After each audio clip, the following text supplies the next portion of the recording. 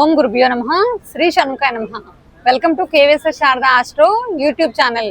చాలా మంది ఇళ్లలో చూసినట్లయితే పౌర్ణమికి అమావాస్యకి కొంతమందిలో మూడ్ స్వింగ్స్ అనేవి ఉంటూ ఉంటాయి.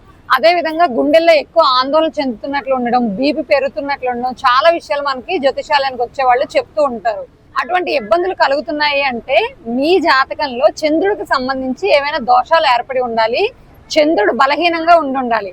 అలాంటి వారు ప్రత్యేకించి పూజలు, చంద్రుడికి సంబంధించి దానాలు చేస్తున్నప్పటికీ కూడా మీరు ఉండే ప్రదేశానికి దగ్గరలో సముద్రాలు కానీ నదులు కానీ ఉన్నట్లయితే ప్రతి నెలలో వచ్చేటటువంటి పౌర్ణమి రోజున ఆ సముద్రం దగ్గరకు వెళ్ళి చంద్రకిరణాలు వచ్చేటటువంటి సమయంలో ఆ చంద్రకిరణాలని చూస్తూ ఆ సముద్రం యొక్క అలలు మీ కాళ్ళకి తాకే విధంగా కూర్చొని ఓం చంద్రాయ నమః అనుకుంటూ జపం చేయడం వల్ల మీలో ఏర్పడేటటువంటి మానసిక సమస్యలు ఏవైనా ఉన్నట్లయితే గుండెలో దడ, టెన్షన్ ఇలాంటి వాటి అన్నిటికీ కూడా చక్కటి పరిహారం అనేది దొరికి చంద్రుడి యొక్క అనుగ్రహం మీ మీద కలిగి మీకు మంచి ఫలితాలు అనేవి వస్తాయి. మీరు కూడా ఆ పూర్ణచంద్రుడికి నమస్కారం చేసుకొని సముద్రుడికి కూడా నమస్కారం చేసుకోండి.